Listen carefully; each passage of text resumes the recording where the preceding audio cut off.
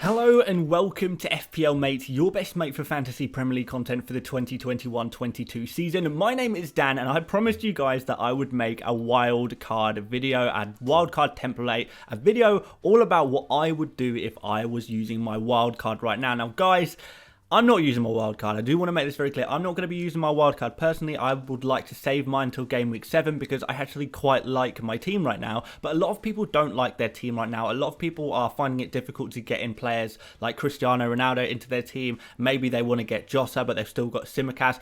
There's loads of reasons why you might want to use your wildcard right now. And I feel like if you are using it right now, you will get a nice little boost in your ranking. And yeah, hopefully we can help you out here and get you a really nice team for you to use just as a template. Maybe you want to mess about with it a little bit as well, but this is what I would do. This is the team that I would personally pick. So guys, if you enjoy this video, please do leave a like. I would massively appreciate that, and of course subscribe if you're new around here. We are looking to get 100,000 subscribers soon. Hopefully we can do it. I can only do it with your help, guys. But before we do anything else, a quick word from our sponsor today.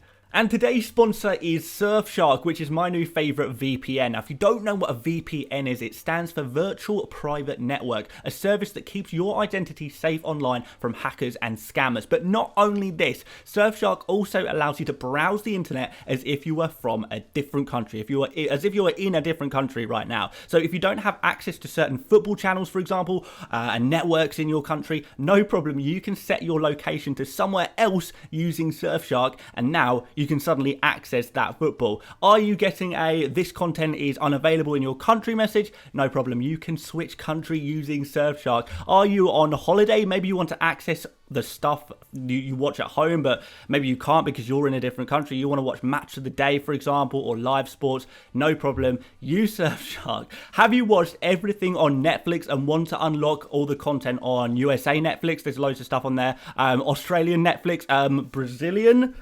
Netflix, maybe you want to pretend you're Cristiano Ronaldo and watch some Portuguese Netflix as well. No problem, you can just use Surfshark to do that. So you can protect your identity, be safe online, and access web content from around the world wherever you are. And you can get 83% off and 3 extra months free using promo code FPL Mate, all one word, or you can simply click the link in my description. It really does help support the channel, and you can get a great service for a heavily discounted price. And if you, for some reason, you don't like it, there is a 30-day money-back guarantee as well, so everyone wins.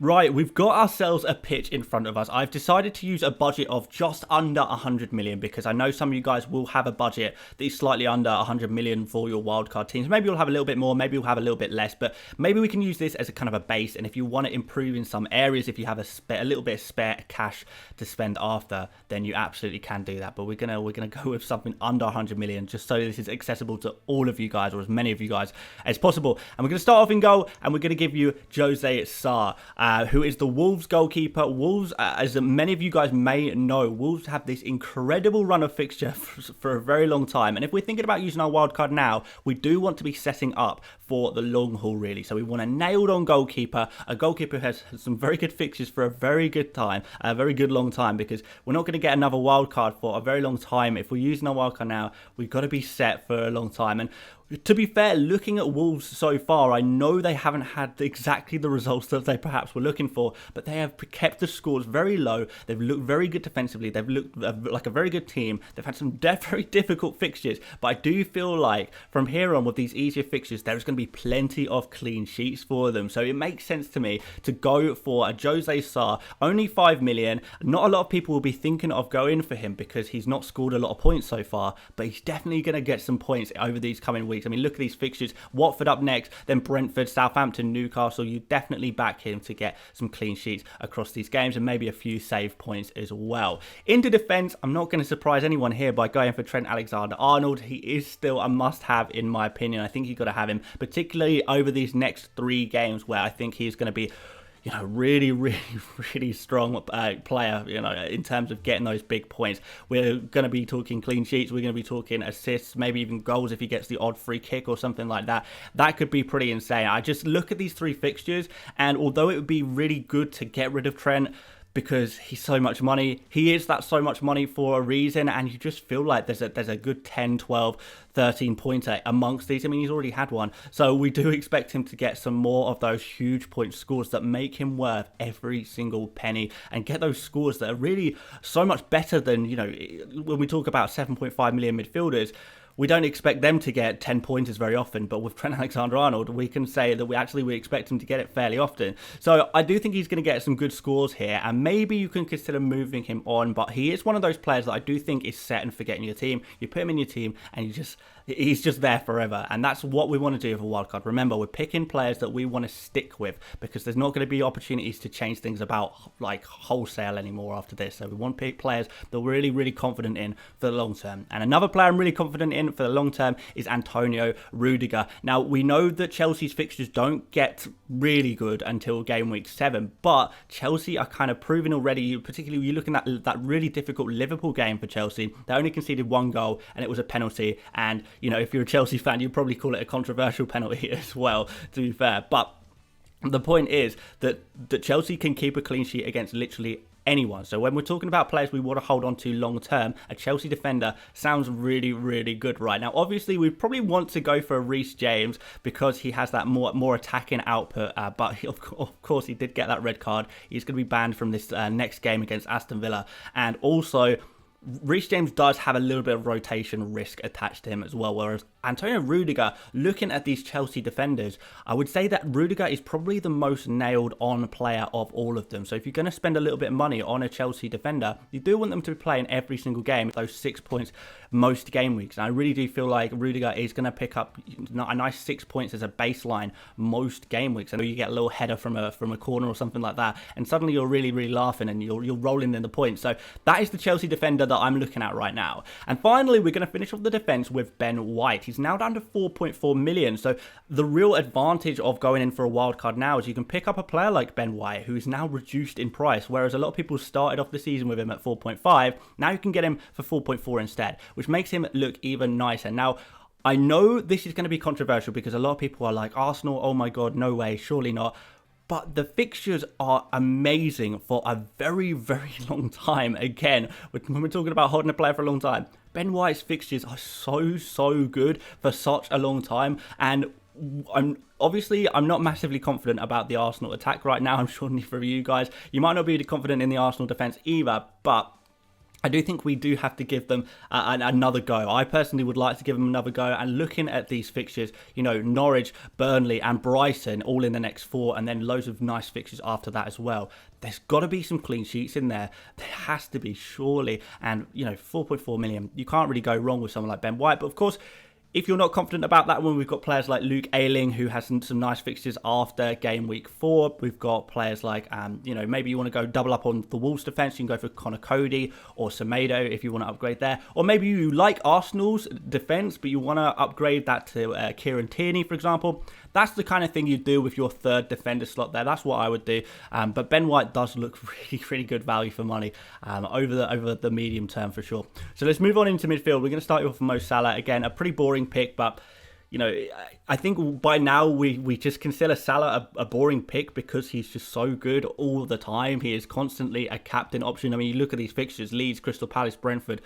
Really, really nice. Obviously, that Man City fixture is probably scaring a few of you guys, but you know, the fixtures are mixed after that. But in the immediate term, they're really good. And I think if you went without Salah right now, you could really seriously find yourself falling behind because everyone else is going to have Salah amongst all these really good fixtures. So I feel like you've got to keep him in your team, and he's just going to keep ticking along with some really nice scores. He's going to be, you know, available there for you to captain him. You can captain him in all of the next 3 if you wanted to. Obviously, we might have another premium in the forward position we might talk about in a minute. But certainly, if you fancy Salah as a captain, he is there as that option for you, which is really nice. My next midfielder here is Ferran Torres, who, again, this is not going to surprise you too much because he's got some cracking scores so far. Now, I would say that Ferran Torres holds a minor rotation risk, but at the same time, Man City didn't buy another striker, another forward. So Ferran Torres is the player that you might want to go for, just because if he is playing as a forward for Manchester City, he's going to get some really good point scores. He's already started doing that, hasn't he, this season? So really nice indeed. He's playing like a true number 9 as well. A lot of people think of him, well, he used to be a winger. Is he a converted winger?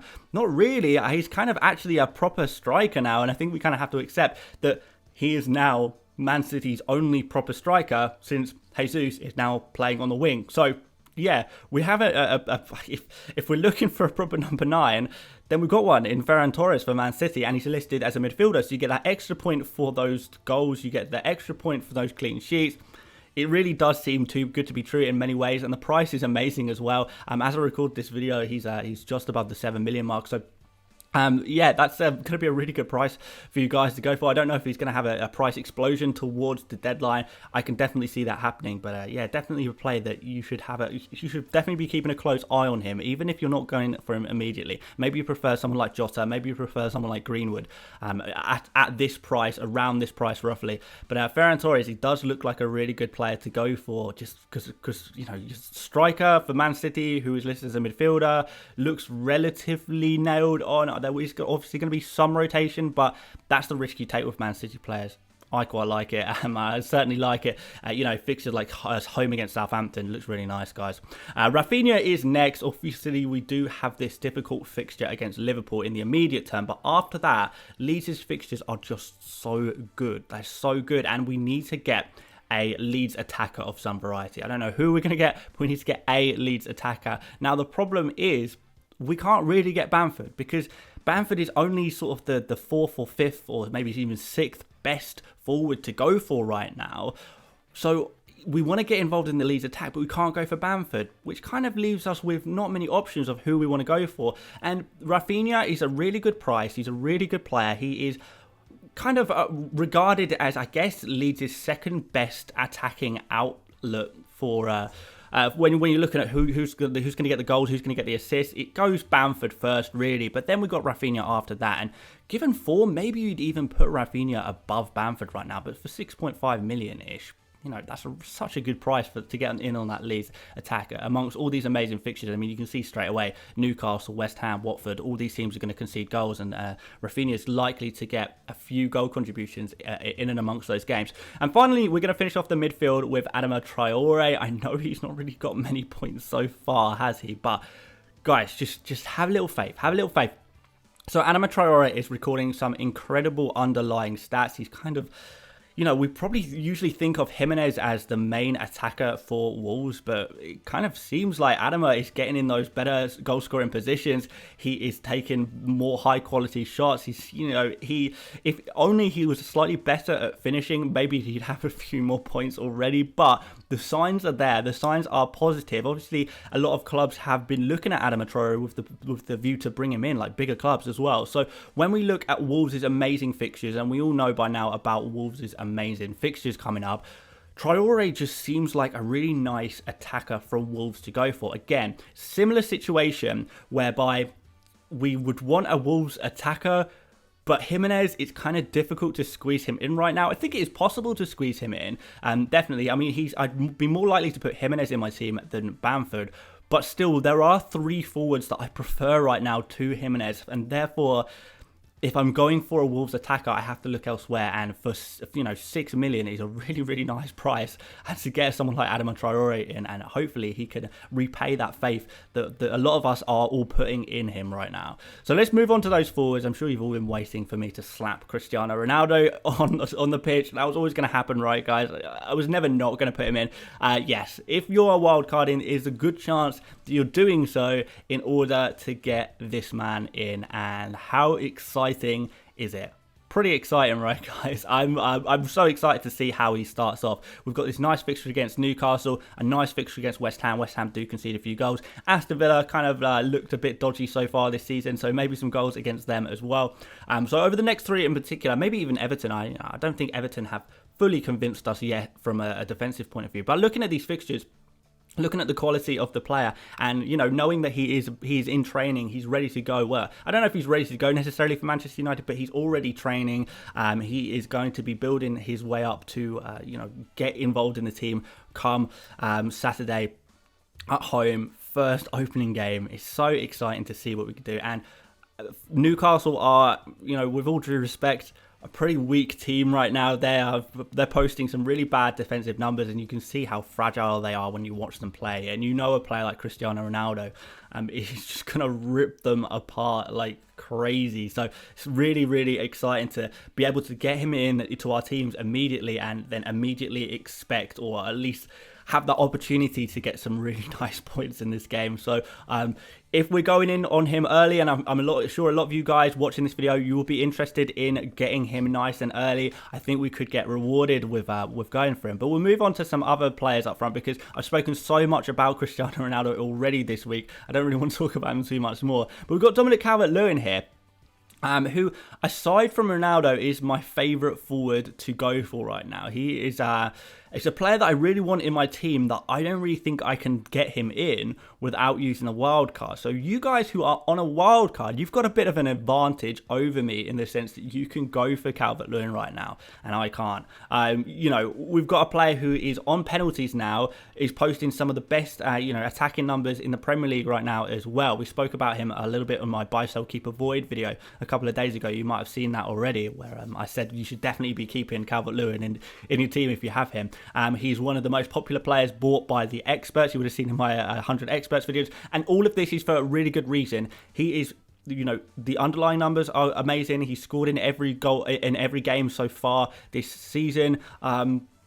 Everything points to positive things, and Everton's fixture is amazing as well. We've got Burnley next at home, and Burnley will concede aerial chances, which Dominic Calvert-Lewin thrives on. We've got Norwich in a couple of game weeks' time. Again, amazing fixture. A whipping boy that we would expect again Dominic Calvert-Lewin to maybe get a goal, maybe even two in. There's going to be some good scores here, guys. I'm sure about that. But then finally, we are going to finish off the attack with Michail Antonio, because he's just been an absolute beast. The start of the season so far, I'm sure you guys will agree. He's been absolutely phenomenal, and as long as he stays fit, he's going to continue to be phenomenal as well. And yeah, let's see what he does next. Let's see how long he can continue this for. And I know maybe you're looking at this Manchester United fixture and think in a couple of game, well, not a couple of game weeks, in game week 5, and thinking, oh, that's a little bit scary. But look around that: Southampton, Leeds, Brentford. It looks good, guys. It looks good. And yeah, he's definitely a striker you want to be keeping for these next 4 game weeks. And if you're on a wild card, he's the player that you would want to have in your team, for sure. I'm sure a lot of you guys already have him, to be fair, but keep him in your wild card teams as well. So quickly on the bench, guys, I've put on here, we've just got Ben Foster as the goalkeeper. You can pick pretty much any 4 million goalkeeper, really, but Ben Foster's just the one I've decided to go for. I'm kind of hoping one drops down to 3.9. That would be a good one to go for. If one drops down to 3.9 million, then that might be a good option to go for, because you can save yourself a little bit of money, but doesn't look like that's going to happen before the deadline. We've got Shane Duffy here, who has worked his way into this Brighton team, which is rather nice. We've got Musa Sissoko, who has moved to Watford now, and he's playing in a slightly more attacking role, which I really like. So for a 4.5 million midfielder who is going to be playing, you would say, most games, he's a very good football player. You'd expect him to play most games for Watford, and to be playing in a slightly more advanced role as well for 4.5 million. It seems like a really good 4.5 million player to go for there, for sure. And then finally, we've got Brandon Williams, who is currently at 4 million, but I think he is very, very close to becoming a 4.1 million player. So be careful on that one. But yeah, hopefully he plays most games, and hopefully he can be a pretty decent option. Of course, if you guys fancy going for someone like Livramento instead, obviously that's a fabulous choice as well. These are just bench players, really bench fodders to cover us if things go terribly wrong. If Ferran Torres gets benched or something like that, you do have these players to cover you, or if you have an injury or something like that, you want a player who is pretty good at least to cover you there. And then finally, guys, I may as well just tell you, we'll do some captains for this game week. I know it's only for this game week, but if you wanted to throw on a captain's armband into this team as well, I mean, I would personally put Cristiano Ronaldo as captain for game week 4, and then would put the vice captain on Salah. And that's what I do. That is what I do for my wildcard team. This is the team that I would have. Obviously, my budget is slightly more than this, so I'd probably make some minor changes, some minor upgrades. But as a base layer, this is the team I would go for as a base, and then we could possibly build on this. And hopefully some of you guys can build on this team as well if you like it, which I'm hoping you guys will. So there we go. Hopefully you guys enjoyed this video. If you did, please do leave a like. Please do subscribe for regular fantasy Premier League content. I got your back, guys. Whatever you want in terms of helping you through this season, I'm going to try and help you out as much as I possibly can. Guys, if you want to check out Surfshark, the link is in the description, or you can use code FPL Mate at checkout if you fancy it. Really helps support the channel. And yeah, aside from that, mini league, follow me on Twitter, Instagram, whatever. All of that stuff is in the description. You guys know the drill by now. So yeah, thanks again for watching. We'll see you tomorrow for my team reveal. I still haven't shown you my team somehow this week, so I'm going to show you my team tomorrow. But yeah, aside from that, thanks for watching once again, and I'll see you later, mates. Bye bye.